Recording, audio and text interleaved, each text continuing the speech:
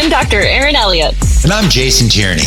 I'm a dentist. And I'm a dilettante. And we're going to talk about sleep matters because sleep matters.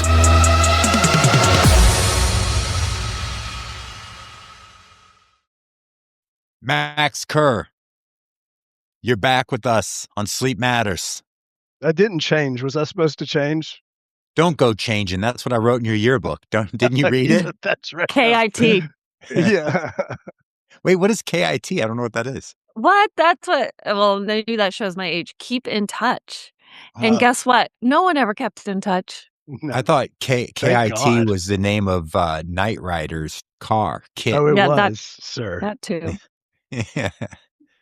Well, Max, thanks for joining us. Last time you were here, you gave us the 3 steps, our first 3 steps, went in detail about the first 3 steps of the EOS program and how they apply to a dental sleep practice. We want to jump back in this time with the last 4 or 5, or the last 3, 4, 5, 6. So number 4 is issues, solving these problems once and for all. That sounds like some kind of, rainbow unicorn mumbo jumbo. No problems get solved once and for all. How does EOS accomplish that? So, like, usually when there's reruns or when there's the next episode in the journey, we'll have like a neat little recap of what was happening before, like somebody died. There's a cliffhanger. We're not getting any of that. Go ahead, Nope. give it to us. But you No, have a tendency to no. lean into the verbose, so give it to us succinctly. I do. I know you like my voice, Jason. That's why. No, we were just talking a little bit about the 6 key components of traction or EOS. First component is the vision component. That's just making sure everybody understands where you're going with your organization. The second component is the people component. That's just making sure that we have the right people in the right seats. They share your core values and they want to do the job well. And then the third key component is the data component. So we're looking at facts and figures and we're making sure that we're not, ruling by emotion, so to speak. That leads us into the question that you asked, our issues component. Now, so the whole idea is that if everybody understands exactly where we're going and we're very clear with the organization about the direction that the organization is going, we have the right people in the right seats, and then we're ultimately looking at everything with facts and figures, making sure that there's no emotion, then inevitably issues are going to bubble up. In fact, they should. An organization with a lot of issues is actually a really good organization. That means there's more work and opportunity out there, because the idea is if you take care of these issues, then ultimately it's going to send you in the right direction, especially from a vision standpoint. Anything that gets in the way or any sort of opportunity, we call these issues. So there's 2 tools with this in the EOS toolbook. One is the issues list, and the other is called the issues solving track. We call it IDS as well. So the issues list is basically getting everybody to write down whatever the hell they think that they want, or whatever the hell is getting in their way of doing their job effectively. I kind of overemphasize this. If somebody pissed you off, I want you to write it down. Do it in a non-confrontational way. This is an open list. It's not kind of like a suggestion box that gets locked up and looked at every quarter or whatever it is. This is a list that's shared by a department or a list that's shared by the team. And that way we can actually, first and foremost, I don't know about you, but it's really hard to go to sleep if you're thinking about something. And the moment you write it down and you realize that it's been captured and you have some time tomorrow to get after it, you can go to sleep. Sure. Man, if something is really pissing somebody off or getting in the way of their job duties or whatever it is, they can sit there and ruminate. And then when they ruminate, what ends up happening is they start bitching to somebody about it. When they start bitching to somebody about it, then the other person has full tilt into bitch mode as well. And then all of a sudden now we just have discord because for whatever reason, the monitor in op 8 just wasn't working appropriately. Sure. Right? Like, so it's really important to capture these things, because again, I always say, I don't want to be the last one to know about it, because usually if it's gotten that far, then it's been going on for 6 weeks or something like that. So My goal for my team is to write down every issue that's preventing them from doing their job well, or any opportunities that they see. I mean, they're a lot closer to the ground than I am. So if they're walking around and they're seeing diamonds on the ground, I want them to pick them up and tell us where they got them, so that way we can go after those things. So really, issues list is just a list of issues. Each department should have one. The leadership team should have one as well. And we're populating those issues lists for any metrics that might be off. Is there any issue that's too big or too small to not present in this list? Man, the only time I'm kind of hesitant is if somebody is just like complaining for the sake of complaining. If they're not willing to be proactive and trying to make the place better, if you know that for whatever reason they're just kind of, I don't know, grinding an axe or anything like that, then I'd say that probably doesn't belong there. But I do also want that individual to feel heard. The whole goal of all of this from an employee care standpoint is we want them to feel empowered. We want them to feel heard. We want them to have very clear boundaries on what is expected of them from a a way they act perspective, as well as what's expected of them from on their output for the organization. So that way, when people understand the boundaries, then they can ski pretty safely, knowing that if you stay within these boundaries, you're going to be good. In fact, I want you to bring your all. And so sometimes those boundaries are actually really important to get the best out of your employee. And so I think it's really important to make sure that they feel heard, and being feel heard is saying, okay, go ahead and put it on the issues list. Now, the flip side of that coin is if I'm hearing people bitch and I don't see it on the issues list, then I'm going to be on them and saying, hey, why didn't you? It's enough for you to complain together about it, but it's Yeah. not enough for you to bring it to the team so we can actually help you get past it. Solve it. Right. Sometimes they don't wanna be No, solved. sometimes I they just want to vent or whatever it is. But I have they're not official leaders, but people that have some leadership in the practice. So I'm like, if you hear this, just shut it down, Yeah, and they know who they can go talk to. I The team knows that if anyone ever comes and talks to me, they better have solutions, yeah, like ideas on how to solve the problem. Mhm. And we're at a point where if I walk up on a group of team members talking, it's so refreshing to know that they're not talking about someone else. yeah, Sure. yeah. Well, then I think that's a scourge of dental practices. A lot of times it turns into kind of like a little bitty cluster where now all of a sudden we have tribes that kind of get after each Mhm. other one way or another. And I think that's just there's no place in business for that type of behavior. And you try to do the best you can to set up the system so that way you can kind of at least remove the air out of it as best you can. Well, even Now, team members can be like, "Did you bring that?" Like, they could yeah, even coach exactly. them. Well, and that's Like, what we need "You're to not go do. don't vent to me. Do something Yeah, about it." exactly. Well, I will push back on you just a little bit, Aaron, about I want you to bring me a solution. I want you to bring me, and I think you kind of corrected yourself when you said I want you to bring me ideas. Because I oftentimes, and this is something that I've always thought for a long period of time until recently somebody checked me on it. And they said, well, the reason they're bringing it to you is because they don't have a solution. And Right. so, what I want to really, the behavior that I want to encourage is I want people to be thoughtful about the issue that they're bringing, and I want them to want to be a part of the solution. Now, whether they have the Yes. solution or not, we'll work together. What I'm trying to also avoid at the same time is being the answer person, right? And so Yeah. I definitely want to don't want to do that, but I want to make sure it's collaborative and we're not scaring people away It's a from good bringing distinction. issues. Sure. Yeah, and so Real, so real that quick, kind of real quick, Max. So this all sounds great, right? How often though do dentists purchase? They hire a new consultant or something like that, and they bring them in to evaluate and offer these solutions, and it's like everybody's gung ho, and then 2 weeks, 2 months later, whatever, life gets in the way. The demands of yeah. the practice get in the way, and they cease to be as disciplined with these processes you're describing. How do Yeah. you ensure with EOS that people stay on the ball, that they focus on their rocks, etc.? Yeah, you're kind of fast forwarding a little bit in this regard because it is a part of the traction component.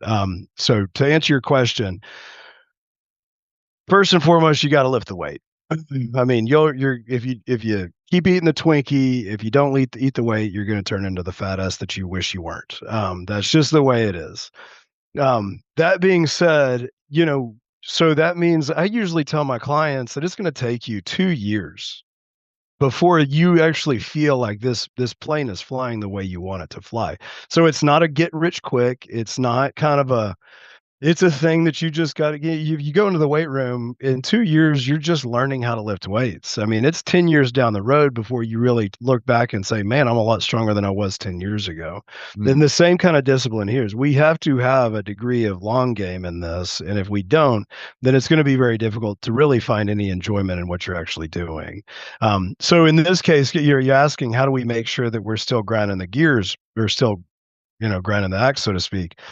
Well, that's where the traction component comes in, and every 90 days we're gonna meet, and we're gonna take a full day. So every quarter we're gonna meet for me and the leadership team are gonna meet for 7 hours plus or minus an hour, and we're gonna get in the room and we're gonna check ourselves. We're gonna see how well we're running this thing, and we're gonna set goals for the next quarter. And that's forever. That's perennial until you sell the business or get out of the business. And if you're not doing that, then you're going to backslide. Every 90 days, people just start fraying at the edges. And so you have to kind of recoup, make sure that you're on the right track. And if you don't do that, then it's going to be difficult. And if you're not willing to commit to that, then I wouldn't even pick up the book. Mm. All right, let's go back then to step 5, process. Yeah. So we just touched on what we missed over there on the issues. So it's not enough to just capture issues. We got to solve issues. Yeah. So we call it the issue solving track. We call it IDS. So we want to identify the issue, usually the issue that's presented. And we're all married. Oftentimes the reason you're being yelled at is not to each other. No, that would be awesome though. That being said, we would know that Aaron would be the boss in that whole deal. Shut up and keep going. Yeah, exactly. So, so we have to solve. So we need to identify it. So, like I mentioned, oftentimes the thing that's presented is not the true issue, and so it's up as us as a team to try to figure out, okay, is that the issue or is it something else? And we kind of dig a little bit deeper. Once we find what we feel is the right issue, then we discuss. Now, the problem with meetings oftentimes is that people always discuss and there's never a solve at the end. Yeah. And so the way we kind of reel in discussion is everybody gets to say something once. If you feel like you don't have a dog in the fight, you just say that. But the moment somebody starts repeating themselves, then we time out and then we go to solve. And what I say with the solve is, okay, team, we've heard it all. What are we going to do about it? And the idea behind that is that there's actually a to-do that's going to come out of that issue solving track that's going to put tangible work towards whatever that issue is. And then we make sure that somebody owns it and somebody's going to complete it. And their job is to get it done within the next 7 days. And so that's issues list in the IDS or the issue solving track. Now going to process. So with EOS, we don't recommend that anybody write down a full, SOP manual where there ever like turn on the light is in there or boot up the computer or all the things that kind of should be kind of understood. The idea we take the Pareto principle, but then we kind of reverse it. We say we want to write down 20% of the work that needs to get done to get 80% of the job there, 20% of the process that gets 80% of the work done. And so we just do a high level process and the cheat code on this, I'm not a process guy. And so I just have somebody do that in my team. And we're always just checking on that process, making sure that it's being trained on. The moment it changes, it's all documented. The moment it changes, we change the documentation, but we're looking at it every year. But it's not so overwhelming that people are not willing to actually write some of this stuff down. Now in dentistry, it's going to be a little bit different, just because everything is so technical and sometimes the amount of time you spend with, bonding the tooth is important. But when it comes to claims processing, you could probably get 80% of the stuff done without, when you're not dealing with appeals and stuff like that. So really the idea is you take a high level approach from a process standpoint and just make sure everybody knows the main beats in this. So that way you can take anybody out the streets and put them in there as best you can. And then you ultimately, once they start flying, then you start working on flying them well. And then that's the process component. And then ultimately going back to what you were saying, we have that traction component. And this is what we just talked about. There is a meeting pulse. We're going to meet every 90 days. We're going to talk about our rocks, any sort of the big ticket items that we're trying to chew up. And every week we're going to meet once a week for 90 minutes. And we're going to talk about all of these things every single time. We're going to talk about issues. We're going to talk about our scorecard. We're going to see how close we are to where we need to be so we can hit the right trajectory to hit our 1-year plan and our 1-year goals. Mhm. So I hear this, and I heard this at TDS too. I'm like, there's a lot of meetings. You know, that meme is like, this could have been an email. Yeah. Like, do you feel like you utilize your time well? Plus, we do a team meeting every Wednesday, and it's like we're paying the people to be there. You want to get the most out of it, but sometimes it's not always productive.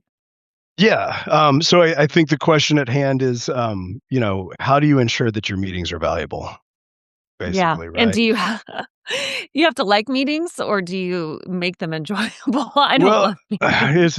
it's wild. I've definitely seen it on both sides where I was like, why the hell am I here? And then also, like, to be quite honest, for my sleep practice, we meet every morning at 7:30 or every Wednesday at 7:30, and it's probably my favorite part of the week. Okay. Because it is so high level. I mean, it's me, the team that I really love the people that I'm around, and we're working on really high level problems, and so there's not a whole lot of emotion involved, and we're just kind of it's like a sandbox that we get to play in.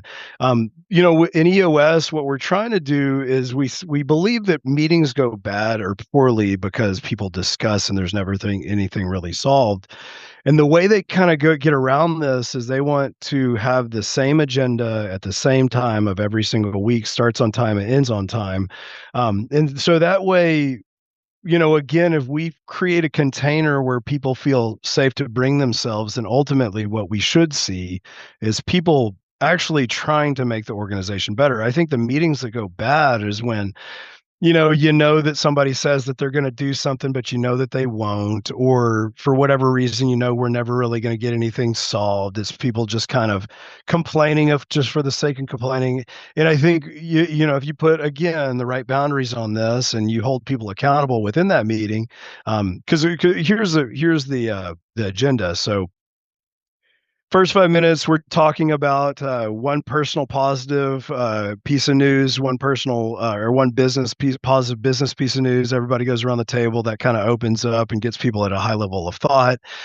Then we quickly dive into what I want to say is the rocks component. So who's on there with their rock, who's doing their projects, who's on track, who's off track. Then what we'll do is we'll dive into our scorecard, what metrics are on, what metrics are off. And again, this is 5 minutes, 5 minutes, 5 minutes. Yeah, Then we because talk all about of that is you're tracking the time on all of those exactly. Yeah, we're components. moving. Yeah, Moving. And right. so this isn't is going all to be just some open-ended like no, we're going to no. talk about Sally for 43 minutes or 2 hours or Yeah. whatever. This Yeah, is yeah. We're it focuses focus. It exactly. ensures concision. Yeah. And so now we're about 15 minutes in, then we talk about our headlines. Is there anything positive or negative, either people or customer that we're dealing with? If it's negative, then we just bring an issue. We ask that people do not do a diatribe on why it's a problem. If it is a problem, we just recognize it as a problem, and then we'll drop it down to the issues list. And then at that point in time, I think we're 20 minutes in. Now what we do is we spend 60 minutes of IDSing. So we're working for 60 minutes on, okay, whose issue is it? How are we going to solve this issue? And we discuss it. And for 60 minutes, sometimes 60 minutes takes, like, there's 2 or 3 issues that we get through. Sometimes we get through about 8 or 9. It just depends on what the level of issue is, how deep we're actually getting into the issue, how hard is it to solve. And then for the last 10 minutes, and I don't know if I got my math right, I might have missed a component in there, but for the last 10 minutes, we just rate the meeting. We go about, I missed to-dos. So a piece of that prior to the IDS work, we're actually checking on and holding people accountable to anything that they said the meeting prior that they were going to get done by today's meeting. And so we're just, if if you didn't get it done, doesn't mean you're a bad person, but we're going to drop it down Sure. as an issue, and we're going to talk about why you weren't able to get it done. And then once everything there is taken care of, again, like I mentioned, we're going to spend 60 minutes and we're going to actually try to get through some issues and have to-dos that come out of them. And then that last 10 minutes, we're recapping all the to-dos. So, hey, Jason, you said that you were going to call Max about the podcast, just reminding people what they said that they were going to do. Sure. And then we all rate the meeting. Yep. And the idea, we call it a level 10 meeting. And the idea behind that is that we want everybody to rate it, meaning a 10, meaning was a good use of your time. Anything below a 7, we're going to stop, press the brakes, and we're going to ask, how could it have been a better meeting? So that way we're constantly trying to really improve what we did. Yeah. Yeah. Yeah. I think to Aaron's question, maybe the question behind the question is, it's like, well, gosh, this is sure a lot of meetings, and, we're probably better suited doing the work. But what EOS will do is ensure accountability, ensure communication, ensure that everyone's moving in the same direction, and that takes that takes regularly scheduled, structured conversations. Yeah. Yeah. I mean, it's because we all see the world in different eyes. Yeah. And we all just need to make sure that we're all on the same page about how to get things where you get everything where we need to go. We just what I run into when there's so many meetings, usually it's because the things that should have got brought up during the level 10, there's now an outside meeting for it, and maybe it should have just been taken care of in the meeting Sure. setting that we provided. Or, you could always play with it. If you're a dental practice and you don't want to take, 90 minutes, you could squeeze that IDS work, and then you can maybe Sure. do it done in Yeah. condense it in 60 or whatever it is. But you just have to make sure that the chains are connected, or else it's happening. Yeah. Yeah. Okay. So if a dentist is hearing this and says, I'm interested in learning more, you mentioned earlier read traction, but where should they go? What should they do? What should their next step be when they finish listening to this episode? Well, I mean, I'm always available to answer any questions. How can they get a hold of you, Max? max.kerr@eosworldwide.com or mkerr@sleepbetteraustin.com. Either one of those, I'll respond. You could always reach out to an implementer if you really wanted to invest the time and money into doing that. I'm here to help however it looks. I think it's just really up to the individual. I would say that for the people that self-implement initially, because that's usually what happens. Oh, I think I'll just do this on my own. Mhm. If it doesn't get off the ground and you still believe that it's something that could benefit your practice, then just take the time, take the money, and do an implementation. Sure. We spend so much money. I went through PDA, Productive Dentist Academy, a while ago, and I think I was paying 30 or 40 grand a year, give or take. I know it was probably about $4,000 a month, and they kind of help when it comes to how to interact with patients. Maybe not diagnosis, but they kind of open up and they get some of your team on the same page. I would say that this is downstream. That a PDA type consulting is downstream from this. I think it's very difficult to get anything from a consultant and put it into practice if you don't have your underwear and your socks right, if the foundation's not there. And so this is just a good way to set up communication lanes in your organization. So that way, anytime you do choose to do something, it's done well. Yeah, got it. I was in a meeting a month or so ago with 6 or 7 dental sleep practices, and all but one of them had used an EOS implementer, and that remaining one was familiar, had read traction, was familiar with the program, but hadn't hired an implementer. And these are some of the busiest dental sleep practices in the world. And the handful that had used an implementer really had everything together, right? Yeah. And this other one, this outlier, was still spent way too much time in the meeting complaining about, sort of those underwear and, I don't have any, I've got holes in my, Holes in my in your underwear socks, and holes I'm in wearing your socks underwear. with Exactly. sandals issues. Yeah. So it was very telling, the kind of the stark contrast between the two. Well, and you alluded to this in our first statement. Is it okay? In a way, we kind of talked about this. Is it okay to want to make money while you're treating patients, or is altruism just enough? Man, I don't think that they're divorced. I think the fact is, if you run a smooth business, your patients are going to benefit. Mhm. The reason I get 1-star reviews is not because of who I am and the care. I'm for the most part, I'm an okay dentist. And I interact with my team all right, and my patients all right. It's usually because we screwed something up, Yeah. especially when it comes to billing.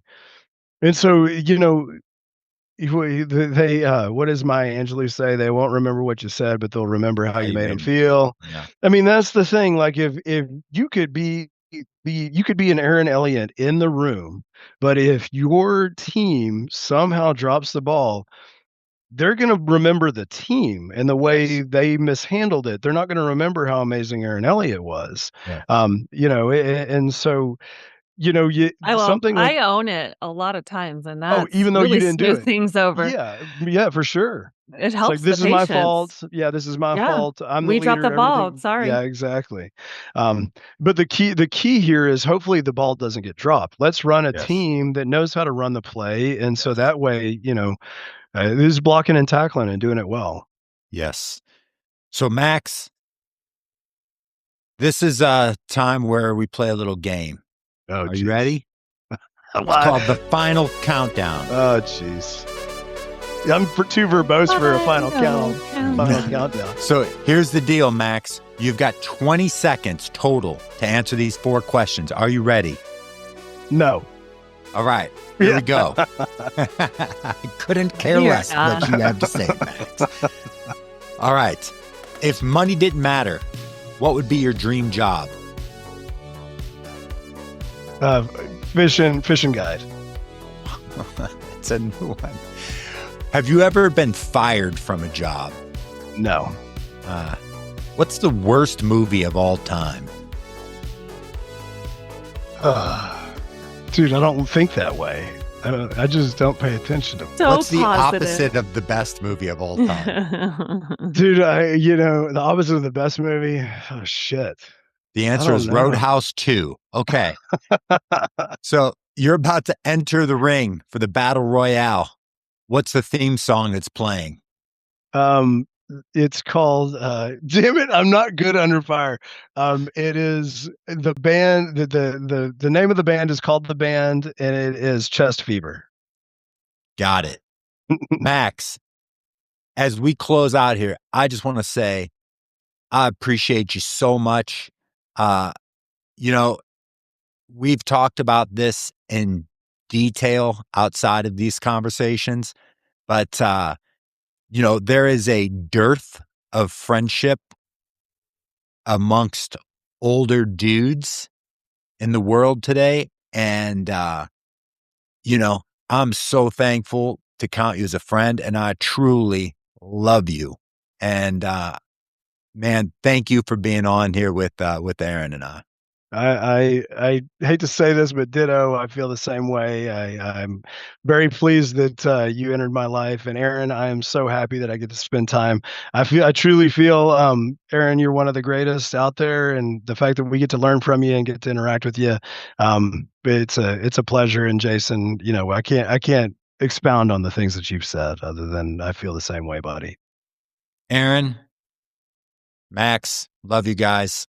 Love you too. All right. Until next time.